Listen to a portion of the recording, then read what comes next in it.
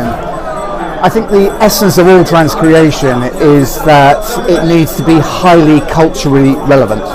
So the cultural specificity of this particular part of the world, here we are in Asia, demands that you have very specialized resources that really understand what's going on in this part of the world. I think the rules of transcreation, or the laws of transcreation, or the best practice of transcreation really demands that people who are doing that kind of work are culturally immersed. That means they have to be part, I think, of the language, the culture, but they have to often be vertically immersed as well. What I mean by that is that they have to be very able within their vertical, within their topic, to be able to take those kinds of ideas that are fresh, relevant, appropriate, creative, and go through the language transformation process to make that most appropriate for the target market. How far does that differ?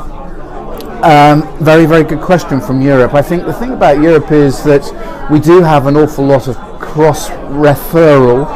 There's a lot that happens in Europe that's pan-European, and so there are things that are touch points within the transcreation process that whether you're in France or Germany or the UK, you can refer to. They are reference points, so we have a pan-European cultural notion. I think that does happen to a certain extent in Asia, but what I see is that you have to be, I think, more specific to the geography, and there are a lot of geographies in Asia. So I think really making sure that the people who are working hard on this are people who are really part of the transcreation process within Asia are very culturally specific, I think really helps, particularly, for example, in Japan and certain parts of China.